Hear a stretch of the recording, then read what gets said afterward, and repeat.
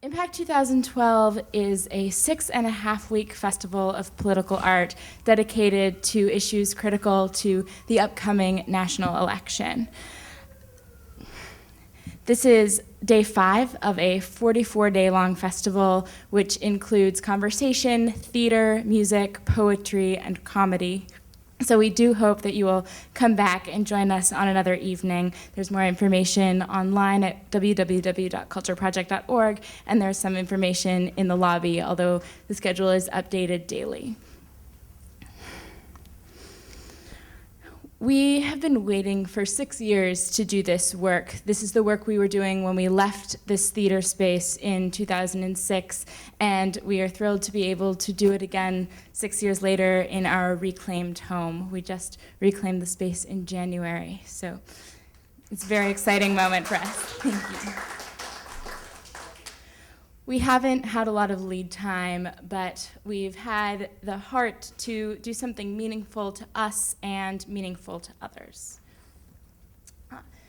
This really wouldn't be downtown theater if it didn't include a plea for money. But to be serious, the world we would like to cultivate is where our community of audience and our community of artists are closely knit. Our artists make huge sacrifices to be here and to do their art, and we go to great expense to make that happen. So anything that you can do to be a part of that and anything you can give would be deeply appreciated. We are thrilled to welcome 5 incredible leaders, activists, and artists on stage this evening. The panel will be moderated by Culture Project's Director of Productions, Jayashri Wyatt. And the conversation is being filmed by Deep Dish TV for future broadcast as part of an ongoing series on immigration. Please take a moment to turn off your cell phones. The emergency exit is out that way. You can also exit out to your left. And the bathrooms are over in the corner. I hope you can remain seated during the performance and discussion. I would now like to welcome to the stage Iyaba Mandingo, who will launch our conversation with 3 of his poems. Iyaba is a poet, painter, writer, and a playwright performer of the award-winning show Unframed. He is a native of Antigua in the West Indies and came to the US in 1980 as an undocumented immigrant when he was a young boy. Iyaba was awarded a National Percent for the Arts Program Artist Grant, and his artwork, which is on display in the lobby, has been presented all over the tri-state area. He is the author of 3 chapbooks of poetry, 2 of which I'm holding in my hand, and a new novel, Sins of My Fathers, which will be released in 2012. After his poetry, Jayashri will introduce the panelists. Without further ado, Iyaba Mandingo.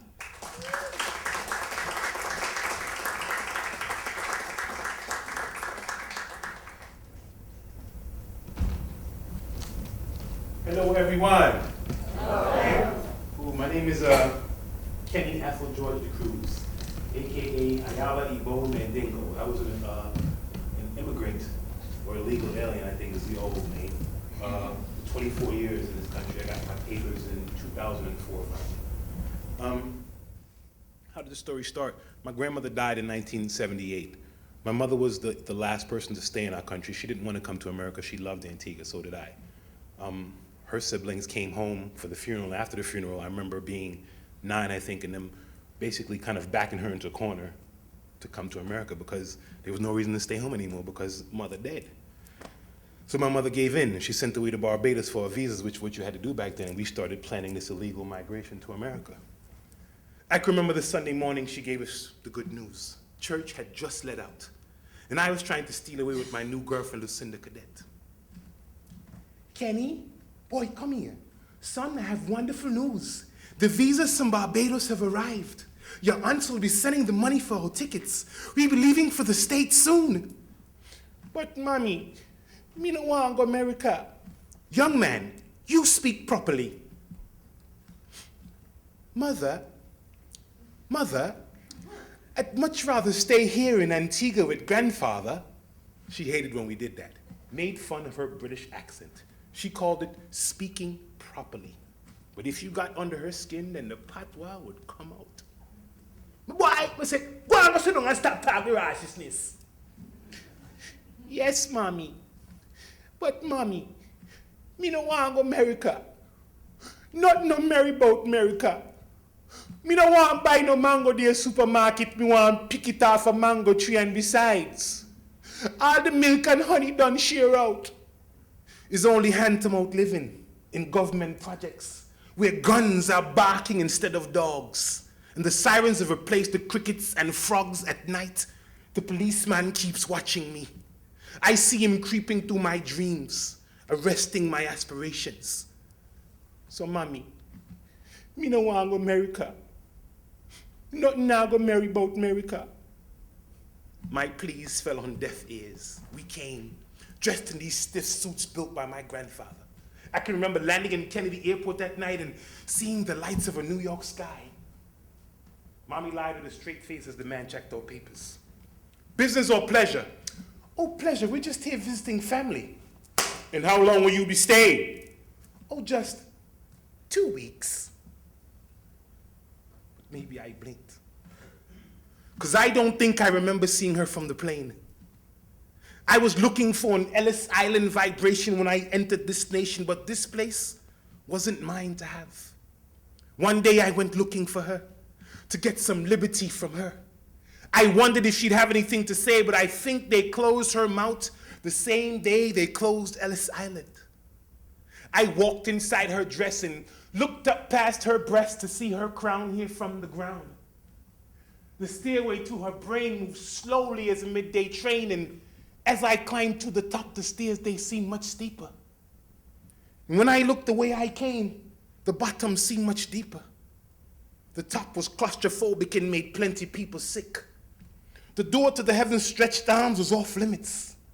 No one could go there anymore since Ellis Island closed her doors, but I wanted to go up there and see what Carlucci and McGinnis and Goldstein and Smith see. My name is Mandingo, and now today it's off limits to me. She represents America in more ways than they know. I climbed to her top to find these doors where many entered before and now not anymore.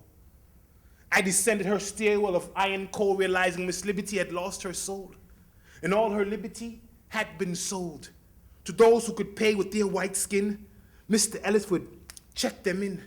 European second home where the Indian and Buffalo used to roam, and third world people get sent back home.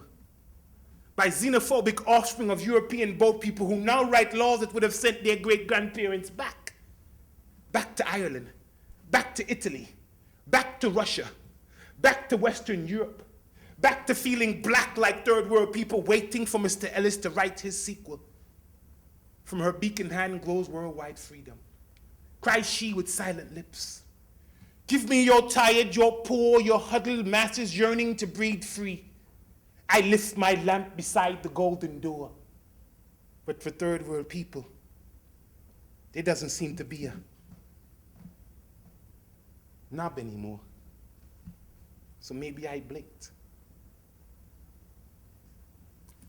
I grew up here. I'm as American as anybody else. And I guess I got political here. So when something happens to an immigrant, it affects me, you know, like 41 times. It takes 41 times, 41 bullets to quiet your fears. 41 times for your goosebump hairs. 41 times I grew in your eyes, 41 times to shrink me to size. 41 times you thought you saw a gun. 41 times I didn't try to run. 41 times, and big mouth Rudy still can say 41 times a grand jury should lead the way. 41 times and you still get paid leave. 41 times my mother will have to grieve. 41 fears of your fear you hurled at me. 41 times my black skin was all you could see. 41 times to make you feel brave. 41 times I was a revenging slave. 41 times some lynch mob from your past moved like a spirit possessing your ass. 41 times you pulled out your rope. 41 times to strangle my throat. 41 times from 4 different cups. 41 times before one of you thought, stop! Stop! Stop! Stop. 41 times to make you feel calm. 41 times and I was never armed. 41 times for this racial schism to grow still more. 41 times more black blood spilled out on the floor. So yesterday I ordered 3 bulletproof vests. See, I have 3 boys to pass their tests. That's 3 boys with melanin in their skin. So I'm teaching them about reaching for anything round the waist, because I know you won't waste no time stealing their lives from me. I'm letting them know how to turn around real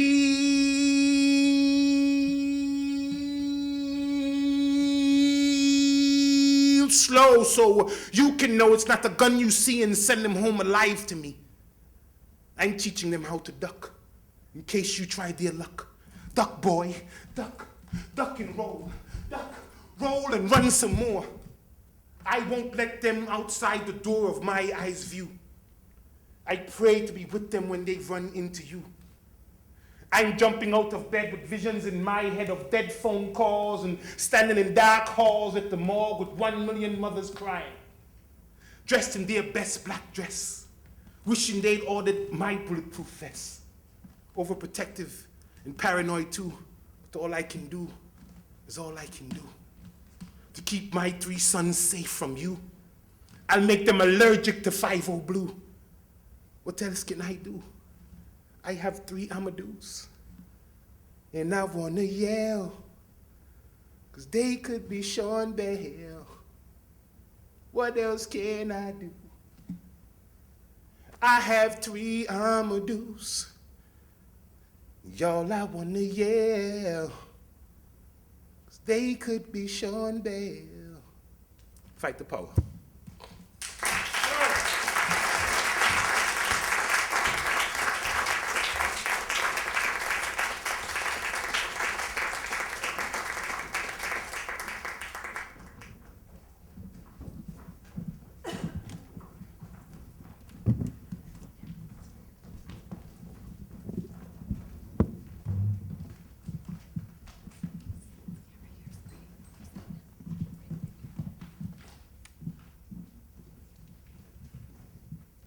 Well, I'd just like to welcome everybody tonight, and I would like to offer another round of applause for that fantastic performance. Thank you. That was incredible.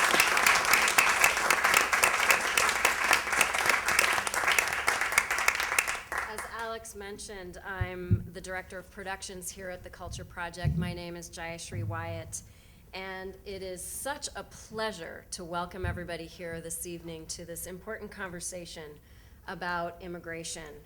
And we have an incredible panel here gathered for this evening's conversation.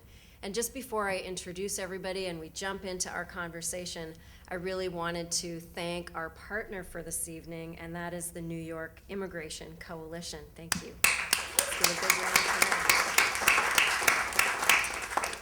If people are involved in this conversation and want to tweet tonight, I just wanted to let anybody know who wants to do that you can get involved in the conversation by going to #immigration, and you can also tweet #ImpactFest as well. So let me start this evening's introductions. To my left right here is Cristina Jimenez, and she is originally from Ecuador. She moved to the United States at the age of 13. She attended high school and college as an undocumented student. She is now the managing director of the United We Dream Network. It's a national youth-led organizing network that promotes immigrant youth access to legal status and equal access to educational opportunities. Let's warmly welcome Cristina.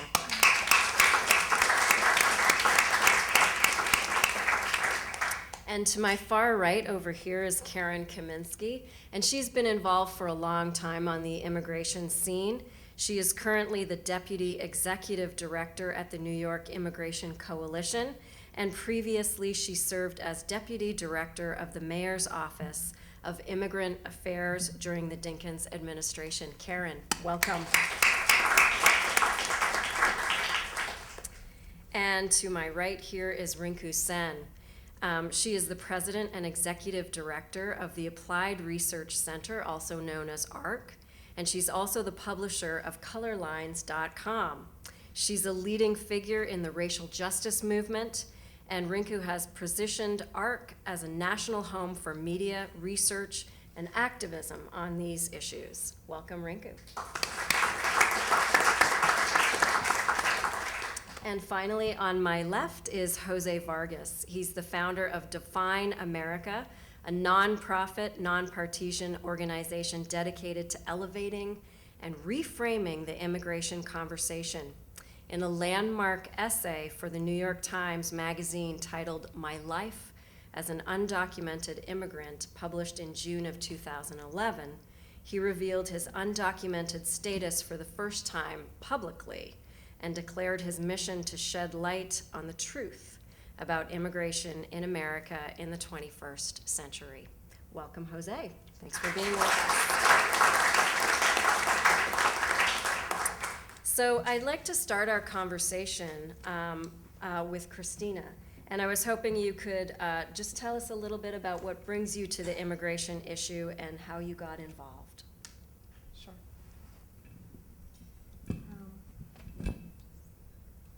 Well, first of all, thanks for having me here and for having us all here. We have a great panel for tonight, so we'll be having a really good conversation.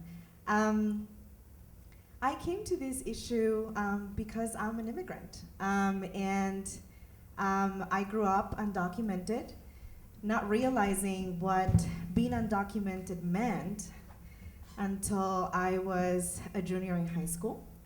And I was in the top 10 of my high school graduating class.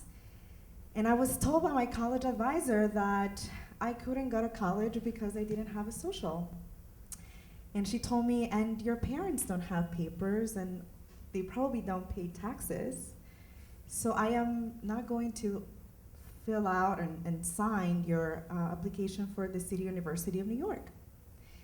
And I went to Queens, for those that live here in New York, and this is a high school in the Elmhurst area of Queens, which has a very, very large immigrant population. So obviously my heart, my dreams were broken that day. And I just remember going home crying and telling my mom what I had been told by my college advisor. And it was my mom who said, don't pay attention to what this college advisor said to you. Go back and just ask her to sign this form so that you go to school, and don't worry about the money. Me and your parents and the rest of the family will figure out how we're gonna pay for your school. And it was that day that I thought, wait a minute. So we came to this country because we were seeking as a family a better life. And my parents thought, if we come to this country, we're gonna not only provide a better life for our children, but also a chance to get a good education and a chance for them to pursue their dreams and become who they wanna be in the world.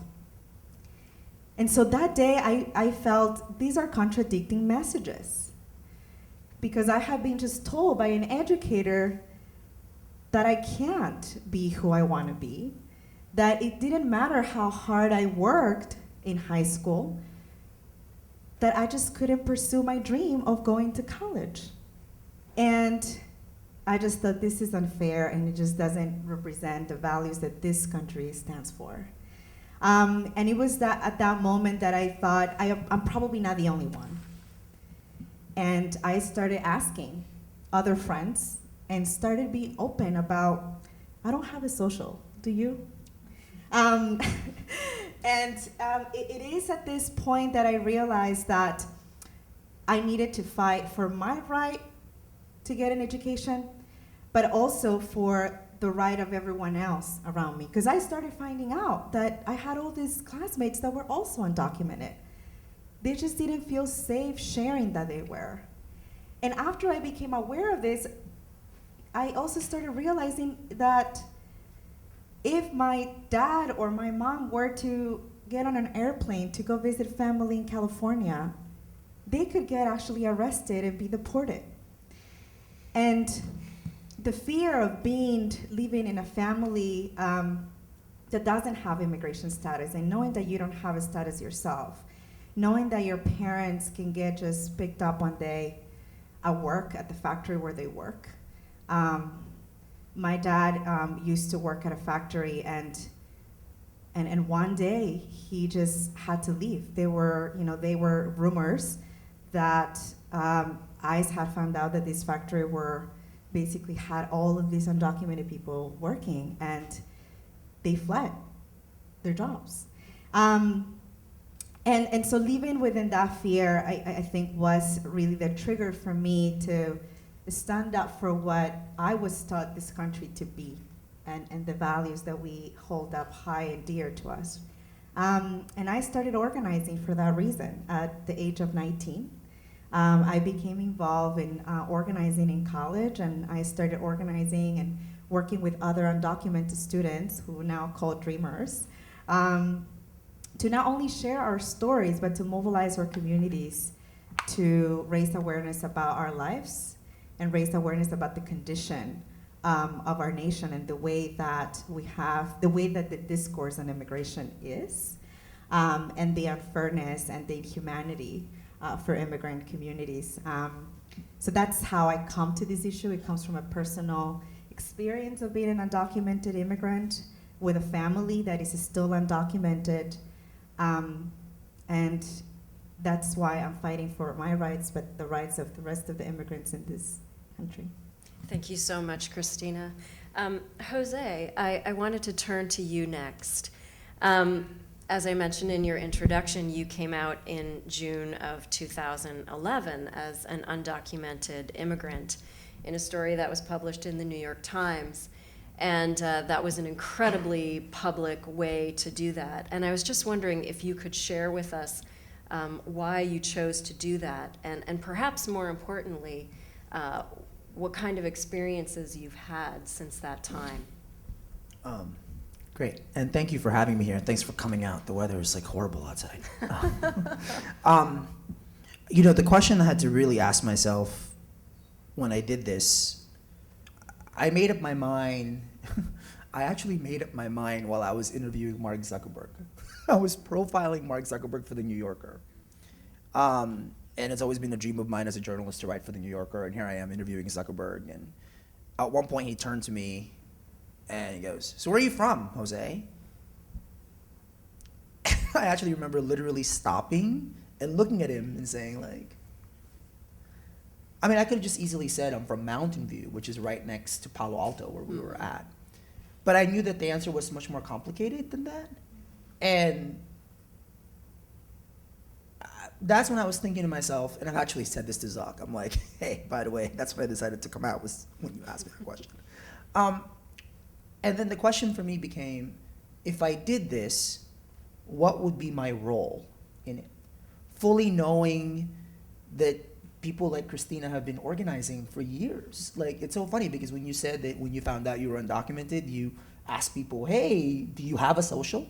When I found out, I was like, I didn't want to know anybody who was. I found out when I was 16, after going to the DMV. I completely just closed. I was like, I don't want anybody to know. And at that point, I was, freshman and sophomore year were a really big deal for me because I came out about being gay when I was a junior. So I was like in the closet about two things at once. And I was like, all right, what do we do? What do we do? I could talk about the gay thing, but I didn't know what to do with this other thing. And I just pushed this other thing, and the social and the papers, and I just didn't want to face it. And if I were to face it, fast forward to 2010, where would I fit in this larger scheme of things? The fact that people have been organizing for years, the fact that their activists have been doing this work for so long, where would I fit? And so I thought initially that, I'm a journalist, I tell stories. I know how to, which is why when you said public, I was like, you can't get any more public than the New York Times and ABC News. I wanted to go public. And so to kind of strategize around that, and how do I, as a storyteller, when we all know this is art, right? the best stories are the ones that are so specific it becomes universal. And so in writing the story, I really needed to take people to like this. These are the options. This is what happens when you go to the DMV. These are what happens when you sit there and you have a form to fill out. And do you lie and not get the job, or do you lie and get the job and live with the fear and the guilt of that? Because it does feel. I did. I remember when I got the job at the Washington Post, my first phone call was my high school principal, and Pat Highland, and I'm like, hey, am I taking somebody else's spot? Because I had been growing up thinking that I was taking somebody else's spot, you know, and she like laughed. The first response was she was like laughing on the phone. She's like, what are you talking about? You earned this. I wanted to free myself from all of this. It's funny because, you know, I built a career as a journalist for a decade, and I almost feel as if my life and my career just started. It just started last summer. And then now the question of where this define American and like what I'm doing fit is like having a cover story for Time magazine. That I can do. I know how to do that. One of the goals of Define American now is I was just in LA to do an event at the CAA Foundation in the Creative Artists Agency. How do we get pop culture in Hollywood to integrate storylines of undocumented people and shows and movies? They just hired Jessica Sanchez from American Idol, who's half Mexican, half Filipina, to be on Glee. And so the conversations with the producers of Glee, can you make her a dreamer? You know, like, how do we, I befriended Aaron Sorkin, and he had just inserted immigration in the newsroom, this new show, a couple of episodes ago.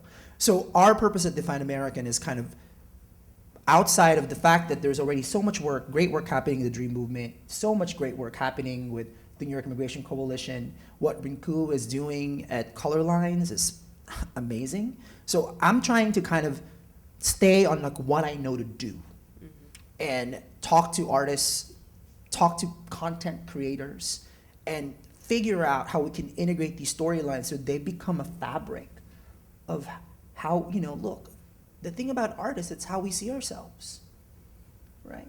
I mean, I learned how to be American by, like, I remember going to the library when I was, 17 and, like, picking up, like, Cole Porter, like, Stephen Sondheim, Gershwin CDs, thinking, what the hell is this? And, like, I remember watching movies of, like, Martin Scorsese and comparing it to, like, Sidney Lumet's New York, comparing it to, like, Spike Lee's New York, and, like, it's how we see ourselves. And when it comes to art, movies, television, newspapers, magazines, what Color Lines is doing, that's why it's so distinctive, because they're doing it so well, but not a lot of people are doing it that well, and we need to push them. So that's where I think that's where I'm staying. That's my lane. Great. As I like to say it. Terrific. Thank you, Jose.